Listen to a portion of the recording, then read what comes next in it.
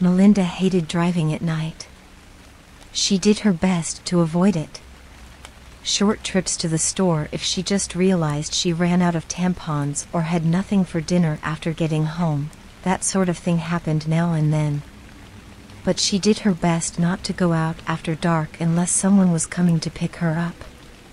So, naturally, she found herself on the longest drive of her life tonight, with no moon, few stars, swirling clouds above her, and acres of forest on either side.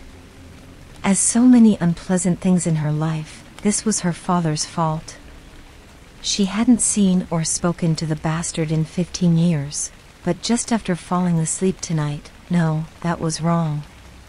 It would be yesterday by this time. Out of the blue, her phone rang, and his voice was on the other end. "I need you, Melly. Please come, now." He'd said just that, and then the line went dead. The old ass was probably drunk, but he'd never called her before, not since she was a child, and he was still trying to convince her mother to take him back. It felt like she had been dreaming, waking up to hear his voice again after all these years. It sounded like he was crying. His voice sounded just the same as the last time she'd heard it. As though in a dream, she had risen, dressed, and gotten in the car. She was well out of town and halfway to his old place before realizing that she had no way of knowing if he even still lived there. She received updates from her mother from time to time over the years about where he was. The last time she heard from her mother about him was 7 years ago. Had he ever stayed in one place that long? Not to her recollection. She had been 7 when her mother finally had enough and showed him the door. Prior to that, a move had come every few months. The house they had been living in was their longest stay in one place, a full 16 months.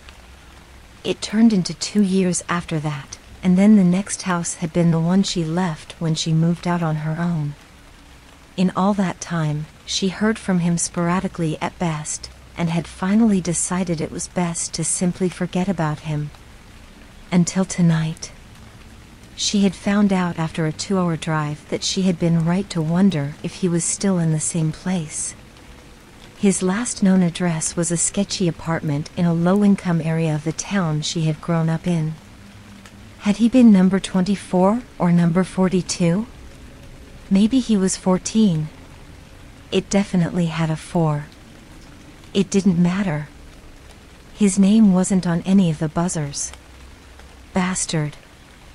Her drunk of a father had called her at night, all but demanding she come to him, for reasons he didn't even feel were important enough to tell her over the phone, and then just expected that she would know where he lived now. In a flurry of rage, she turned and marched back to her car, slamming the door and starting off in the direction she came. She was so angry she didn't even look where she was going, and now she'd missed her turn off. The next thing she knew, she was on this lonely stretch of road. Cars were sparse, but she took some comfort in the fact that she would pass one every half hour or so. Her dashboard clock now read 2:27 a.m. She had been driving for more than 5 hours since leaving her house. At night, every 5 minutes or so she checked her cell phone. Ever since realizing she was lost, she had checked her phone and found no bars at all. She even stopped at a closed, of course, gas station, just sure there should be some service around here somewhere, but nothing. Take stock of your life, Millie, she thought. You're over 30, you hate your job, you and your mother don't get along, you haven't seen or spoken to your father in just under half your life. You have no time for your friends or a relationship thanks to the aforementioned job you hate. And now here you are, trapped on a road you've never been on before, at night, and you can't even so much as call AMA, let alone check Google Maps. Smart lady you are. She briefly considered stopping and flagging down the next car that passed. She quickly realized the futility of that plan. Any car on this road would also have no service. So there was nothing for it, she'd have to drive until she saw a house. She'd feel bad for waking someone up, but there was no choice. She needed to find her way back to the main highway. But so far, all that she could see on either side was trees. Mile after mile of trees. No lights shining through the boughs. No sign that anyone had ever been here before, except that there was a road, and people were obviously still driving on it. There weren't even any road signs, other than the mile markers. Had she really found the middle of nowhere? She was just in the middle of this thought when her headlights illuminated something just up the road, a square, wooden sign, obviously made by someone other than the government. This wasn't a gas/food/lodging sign, or a mile marker, or a distance to sign. This looked like the kind of signs advertising a private business was nearby. She slowed down to read it. Granny Royce's Roadhouse. Come stay the night at Granny's. She'll take good care of you. Room. Board. Low prices. Next exit. Her heart sped up. She certainly wasn't interested in spending a night at Granny Royce's, but every business had a phone. At the very least, she'd have a map, or know the way back to the highway. She decided she would stop there. She almost missed the turn. Granny Royce's Roadhouse was buried at the back of a long, dirt driveway, secluded amid the trees. She was almost past the little dirt road that led back to it before realizing it was there. She skidded to a stop and turned in. The little house lay ahead. It was 2 stories, looked to have about 8 to 10 rooms. Big for a home, but small for anything announcing room and board. She got closer and looked for a vacancy sign. Nothing. It wasn't that the sign wasn't lit, there was no sign. The porch light was on, and the front of the building was illuminated by that light, and by her headlights. No signs of any kind. She almost wondered if she'd gotten the wrong place, but she was certain that she had seen no other exits between this house and the sign announcing it. She paused in the driveway and took out her cell again. Still no service. She did a quick search for any available wireless signals. To her complete lack of surprise, there were none. Not even any secured. There's no one here but me, she thought. At this point, she wouldn't be surprised to find the house empty, as well. But the light was on, and this was supposed to be a roadhouse. Someone would be manning the front desk. She got out of the car and headed for the front porch. As she turned around to make sure the lights flashed when she hit the lock button on her fob, she thought she could see a flash of movement in the trees. Something human-shaped. She stopped and looked again. Nothing. She decided she imagined it. At the front door, she hesitated. If it really was a roadhouse, then she should be able to just go on in. But what if she got the wrong house? If she tried the door and just walked in, she could find herself arrested out here in buttfuck nowhere. Cautiously, she tried the knob. It turned. She pressed gently on the door. It opened. Relief flooded through her when she saw that she was in a small, but tastefully decorated foyer that had obviously been repurposed as an admissions area. A quaint desk with an honest-to-God guest book had been placed in the far right corner, and some chairs had been set out, along with magazines on a table. She read the titles briefly: Mademoiselle, Blue Book, The New Country Life, Arts and Architecture, before turning her attention to the little desk. There wasn't a computer. That was a cute touch. It was like the house was from a past era. Perhaps old Granny Royce really didn't like modern technology. There was, however, a little bell, just like there would have been in 1929. It wasn't even the round silver kind you slapped to ring, it was a little porcelain handbell. This place was starting to outcute her. Please let her have a phone, and please let it use the number plan, not 50s exchanges. She picked up the bell and gave it a shake. For a while, nothing happened. Then she saw a light come on in the back room, and the shadow of an old woman sprang up on the wall. The shadow moved toward her, and within a few seconds she saw its owner, Granny Royce, who perhaps looked like every grandmother in every storybook ever. "Well, goodness me," she said. "My lands. Good morning, dearie. Pardon my tardiness, but it's been a while since we got guests at this hour. Can I take your name, honey?" Granny Royce was smallish, her gray hair tied in a neat bun behind her head, a dress that would have looked like it belonged to a senior citizen in the 20s, and a faded pink sweater. Melinda thought that she looked just like she would have wanted her own grandmother to look like, but her mother's mother had died when she was young, and she'd never met her father's mother.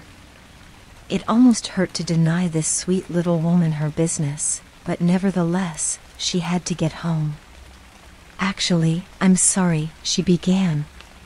"But the fact is I'm lost. I'm not even sure where I am in the direction of." "Oh, you poor thing," said Granny Royce. "You just sit down and let me fix you some tea or something. You must be cold." "Really, thank you, but I'm okay," Melinda said, gently. "I just need to use the phone, if I could, or if you've got a map, even that would be lovely.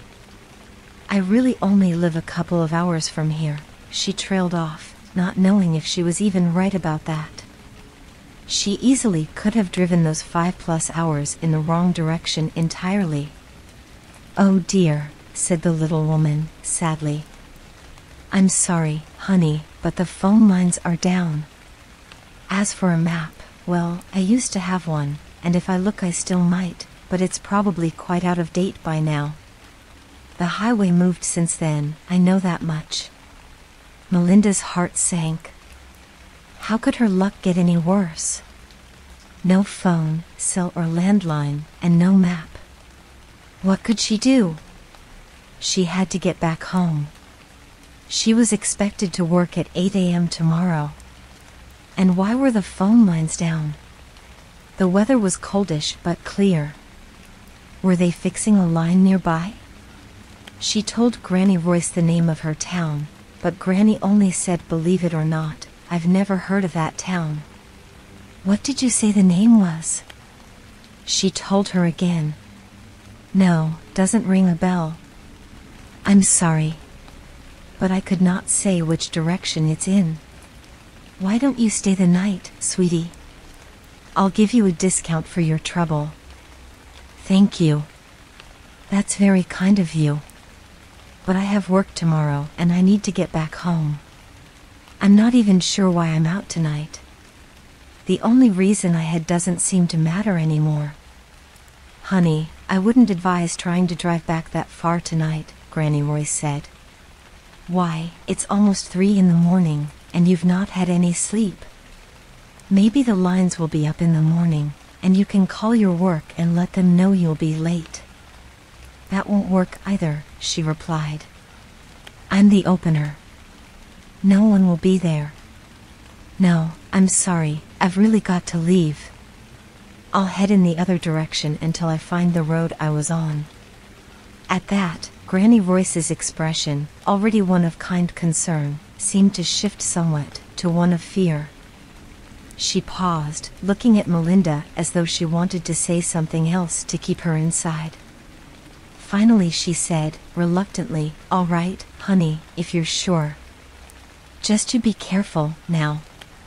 Don't speak to nobody until you're back on the road." That last warning seemed a little silly.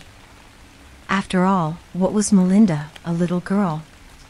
She thanked Granny Royce for her kindness and headed back to the car.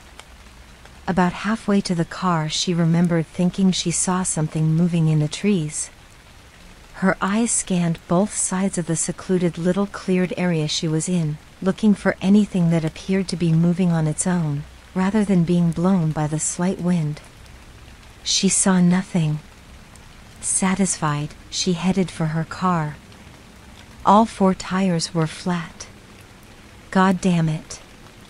She leaned down and saw long slash marks on each tire. Someone in this little slice of green acres had slashed her tires in the time it took her to find out that she had no way of contacting anyone tonight. Kids from a local farmhouse, gotta be, she thought grimly. Nothing else to do, so you might as well go out at night and slash tires. She stopped and let the reality sink in. She wasn't going anywhere tonight. She had no choice now. She had to stay the night here until morning, when hopefully the phone lines would be up and she could call someone from work to ask them to go in for her, and then AMA to get her tires dealt with. She sighed, then walked back in the house. She could hear Granny Royce as she was walking back to her room. She had already turned off the lights. Resigned to her fate, Melinda rang the little bell again. "That you, miss?" she heard Granny Royce call. "Yes, it's me," she answered. "Sorry to be a bother. My name is Melinda Orton. Sorry I never mentioned it before. I guess I will take a room for the night, if the offer's still good." "Oh, of course it is, dearie," said Granny Royce, re-entering the room and turning the lights back on. "Melinda. Oh, that's such a pretty name, honey. Well, let's get you situated. You put your name and arrival time in the book there, and I'll get you a key. All the boarding rooms are on the 2nd floor, and there's only a couple left." "There are others here?"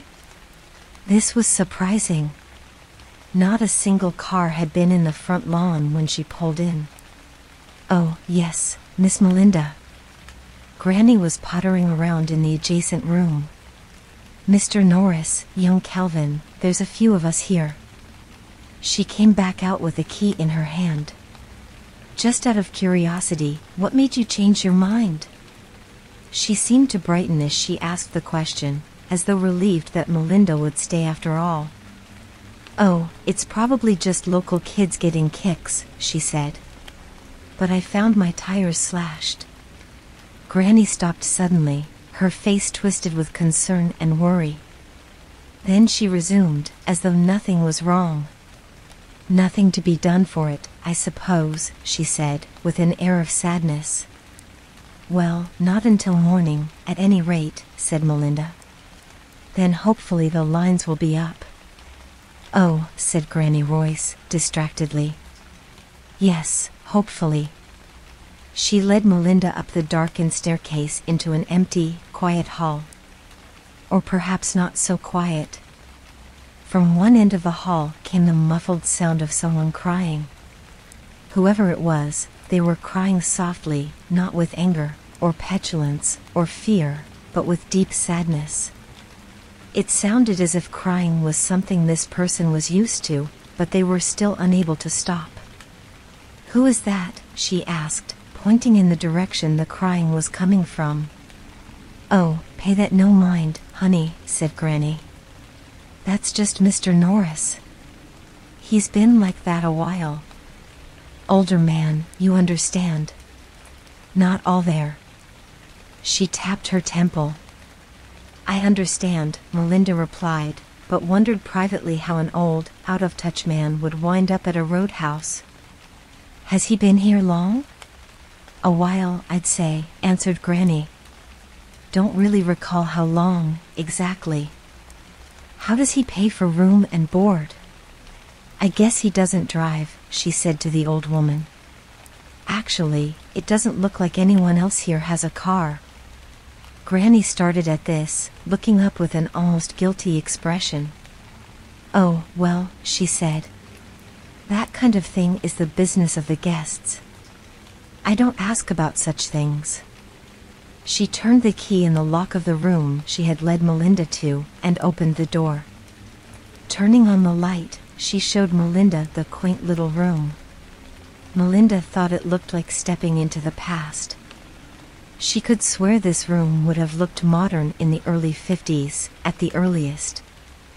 Come to think of it, so could the rest of this place, she thought. No wireless service, no computer, that old bell. And those magazines, they looked new, but... That thought was cut off as Granny put the key on the nightstand and started in with instructions. Now, the bathroom is down the hallway there. You'll be sharing with the whole floor, so please bear that in mind if you have to go. There's a shower schedule on the door, as well. First come, first serve.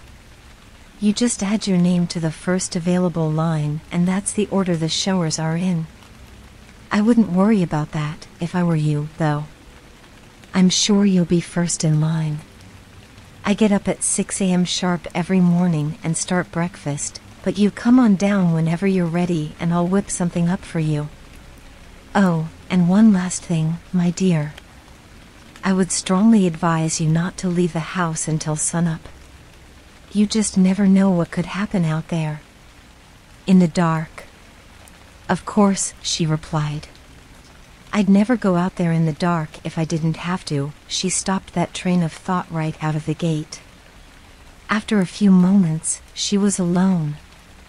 Alone, without anything to wear to bed, and nothing to shower, brush her teeth, or hair with in the morning. She sat on the bed and looked out the window, which faced front. Her car still sat where she had left it, the only thing for miles that seemed like part of her world. And an expensive, overlarge paperweight until I can get a hold of someone, she thought bitterly. Despite the hominess of the room, she felt an unwillingness to rise and shut off the light. Somehow the thought of going to sleep in this backward little room seemed unthinkable. So instead, she continued to sit and stare out the window. A figure in black detached itself from the shadows of the trees and made its way to her car. The hell? She jumped up and ran at the window. The figure was tall, and seemed to be wearing a cloak made of night. She saw as its arm extended. In its hand was a long, jagged dagger. It dragged the dagger across the side of her car, leaving a long gash mark in the paint and metal. Hey, she shouted. The figure kept dragging the dagger. She reached for the window to open it. It wouldn't budge. She looked for a lock, but couldn't see one. Hey, she yelled again. This time the figure raised its head. She could see the glint of two eyes under the hood. The figure raised the dagger, slowly, determinedly. It pointed it straight at her face. She leaped away from the window and ran for the door. A noise on the other side stopped her. Footsteps. Dragging, shambling footsteps. And crying. The sound of a person for whom deep, longing sadness is a way of life. Mr. Norris. She waited. Somehow, she just felt that she should let the old man pass before she opened the door. Before he got very far, however, she heard other footsteps, these much quicker and lighter, run up the stairs and stop near the door of her room. Stop it, hissed Granny Royce. Go back in your room right now. You know better. She can't see you yet. Hopefully she won't have to at all. Now you go back in there. You've got no business being out at this hour anyway. What on earth? How could that sweet old woman talk to another human that way, let alone an old man with a foggy mind? She almost opened the door right then, but somehow her hand stopped, and waited until the shuffling, crying man had made his way back down the hallway. She heard his door open. She opened her own door just in time to see his foot, shod in a well-worn house shoe, slide into his room. The door closed softly after him. That poor man, she thought. But now she was determined to find out what was going on. The punk outside in the Halloween costume slashing up her car, followed by Granny yelling at an old man, made her begin to understand that not all was well here. She went back down to the front desk area. which was completely unlit except for the moonlight and porch light coming through the window. There was, however, a light on near the back room that Granny Royce had emerged from before. Melinda paused to take a look outside the front window. The maniac with the dagger was nowhere to be seen for the moment, but she was now determined that it was he that she had seen moving through the trees. He could have killed me. She strode in the direction of the light, seeing that it was the light to the kitchen. She kept going, expecting to find Granny Royce still pottering about with whatever an old innkeeper did with herself during the early hours of the morning. Instead, she found Granny sitting with a young man of about 20. He had dark hair and a scruff of stubble, and was wearing a dark brown corduroy shirt and khakis, along with a pork pie hat. He looked like he was ready to go sell newspapers on a street corner in the 30s.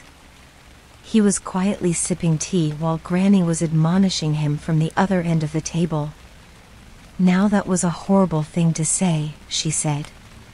"When I was your age, young men minded their manners." "That's a laugh, talking about my age," muttered the young man with a sneer. "And just how old are you? Do you even remember?" "Calvin Davidson, you are trouble, young man," she hissed back. Neither had noticed Melinda yet. "One of these days you're going to say something you'll regret." "Oh, come on, Granny, what could I possibly say that will make things worse than they already are?" demanded Calvin. "I mean, look at old Mr. Norris up there. Both of us ROL, hello, miss. I didn't know we had anyone else here." He had just seen Melinda. Hi," she said. She had the feeling she'd walked in on an old argument the two of them had had many times, and that did not concern her. Her fear and anger were forgotten for the moment.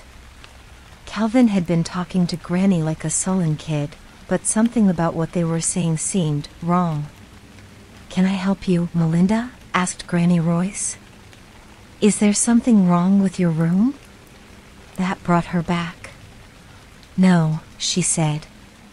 "The room is fine. But nothing else is. I mean, what on earth do you even have a roadhouse out here where it seems like no one ever stops? Why are most of the rooms full even though mine is the only car out there? Why did I hear you talking to Mr. Norris like he was a dog? And why would you want to make sure I didn't see him?" She got no further before Calvin cut her off. "Good Lord, she's not even been here a night and she can see it. Why did you even let her in, Granny? Why don't you just bolt the door? Hell, if I could go take down that sign, don't you think I would have, by now?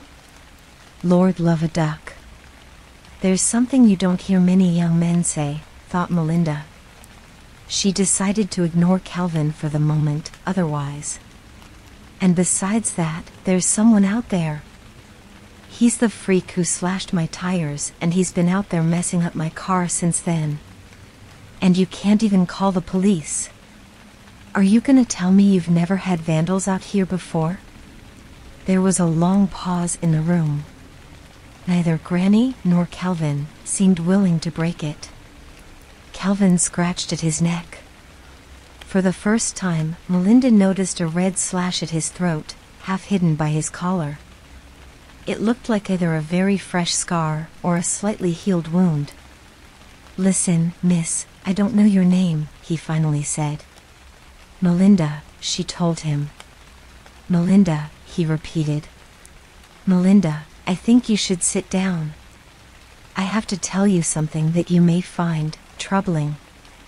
Melina did not like how he said that. She also didn't like the way his tone had switched from sullen child to serious adult. He looked several years her junior, but he was talking to her like he was her uncle or her boss. He swallowed a sip of tea and sighed.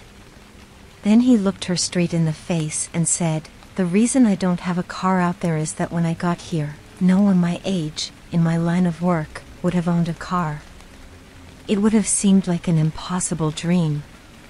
What are you talking about?" she asked, hesitantly.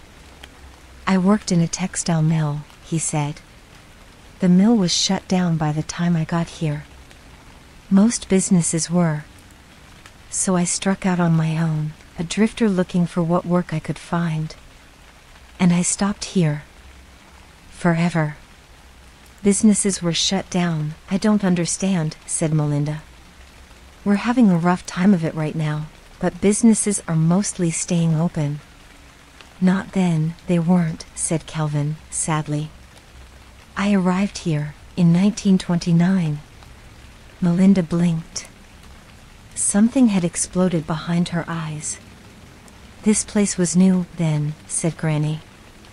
"My man and I had just opened it. And young Mr. Kelvin was a sweet young lad of 16.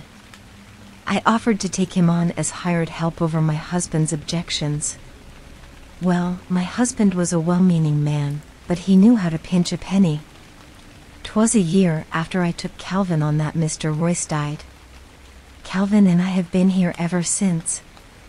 And every few years or so, someone joins us." "Yep," Calvin broke in. "Miss Tilly was first. She was a woman of ill repute who ran here, pregnant and scared that the man who'd run her trade up in New York was gonna find her and kill her. She and that baby," he broke off, now seeming on the point of tears. "And then," said Granny, "there was Mr. Standish. He was a traveling minister. He doesn't travel anymore. Mr. Norris got here in 69, said Kelvin. His story is probably the worst. He was a bank robber, you see. Carried a pistol. And he didn't like learning how long we'd all been here." He paused, stood, and walked to the kitchen window. "He tried to leave on his own, you see. He ain't the first to try it. That was me, actually. I warned him not to try, but he wouldn't listen. But when he got outside, and he met him..." "Calvin," hissed Granny. "We don't talk about this." "She's gotta know," said Kelvin. "There's no point in her finding out slowly." "There's still a chance for her," said Granny in a stage whisper. "All she has to do is wait until morning." "She's not going to wait until morning," said Kelvin, with some remorse in his voice. "No one ever waits until morning. The fact that she came down here is proof enough of that. Besides, what good would that have really done her? Her car is useless. We have no phones here. There was no phone when this place went up, and there won't never be a phone here. You know that." "Okay, everyone, stop," Melinda shouted. "That's enough. Now, you can't keep me prisoner here, and I have no intention of staying any longer. Only that knife-wielding maniac out there is keeping me from running up the road this minute. Now, I need to know what's really going on here, and I need to know it now." "We've been telling you," Kelvin said.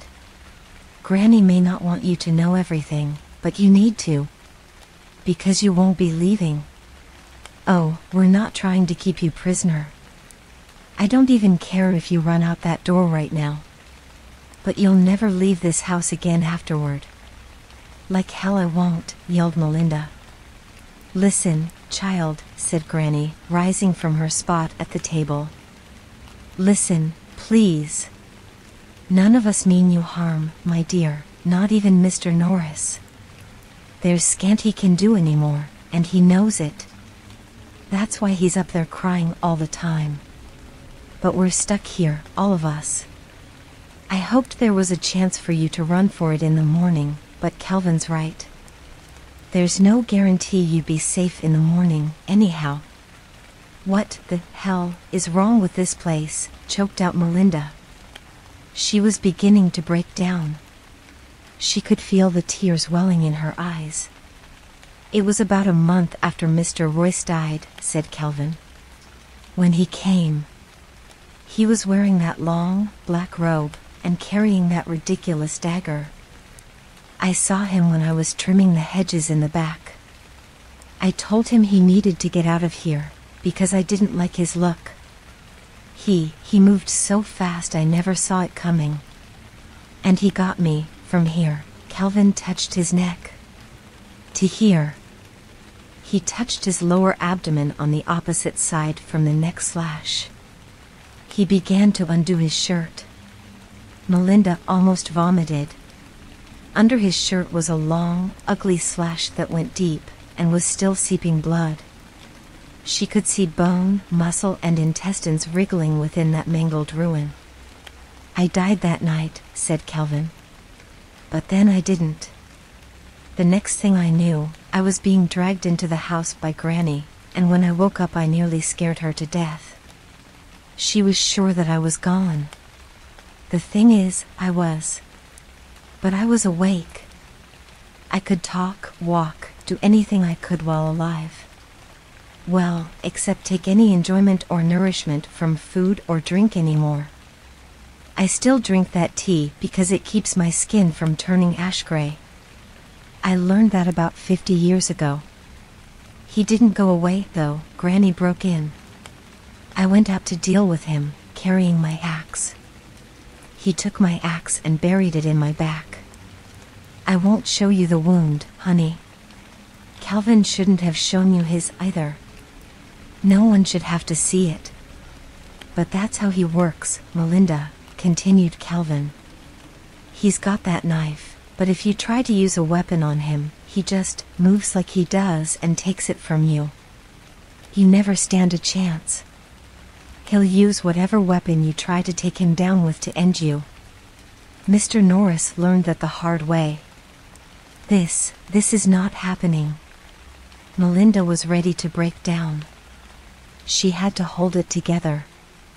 She had to get out of here, somehow. Nothing about this was right. Nothing about it could be real. It was all a dream, too much didn't make sense. Her father calling her out of the blue. Her leaving to go to him without a second thought. Getting lost so quickly, and so irreversibly. No cell phone service anywhere on this road. This place, everything about it. She was dreaming, that had to be it. But if so, she was gonna survive this dream. She turned and ran for the stairs. Her purse was still in her room, but she was going to grab it and go. She'd had enough. Protesting voices began babbling behind her. She cared not one whit. Mr. Norris was waiting at the top of the stairs. Contrary to Granny Royce's description of him, he was not old at all. No more than about 40. But she saw instantly what she meant by not all there. The top half of Mr. Norris's head looked normal, like a reasonably attractive man with dark hair peppered with gray here and there. His eyes, a clear green, were moist with fresh tears. The lower half of his face was a ruin of bone fragments, shredded muscle and blood. So much blood. His left side was similarly destroyed. His arm hung on a few hanging strings of muscle. His hip was just as much a mess of bone and blood as his face was. He kept his one good hand on the banister as he shuffled toward her. Behind him stood a young woman in a bra and a pair of panties. Her stomach was cut open, and looking out of the wound with bright, intelligent eyes was the mangled remains of a baby. Melinda turned and bolted for the front door. Her hand had just closed around the knob when Calvin rushed up to her, placing his freezing cold hand over hers. "They're not going to hurt you," he said quickly. "But he will. If you step out for so much as a moment, he will kill you, and it will hurt. And it will go on hurting. Forever. After a while you learn to function with the pain, but it never goes away." Sobbing, she asked the question she'd been afraid to ask since coming here. "Who is he?" "We don't know," said Granny, from behind Calvin. "He just came here, and he won't go away. He likes to watch us, and do things to incite us to come out again. As soon as someone does, he hurts them more. but no matter how many times he kills us, we don't die. Believe me when I say, we all wish we could." Melinda had had enough of this. She pushed Calvin away and threw open the door. He was standing on the porch. The knife was held out in front of him, just at face level. Melinda ran into him at a rush, the knife puncturing her right eye and its tip sliding on through, out the other side. She just managed to see the grinning, pure white face of her killer, before everything went black. A few hours later, the house erupted with screams from upstairs, as Melinda awoke to a world of pain, the like of which she'd never known.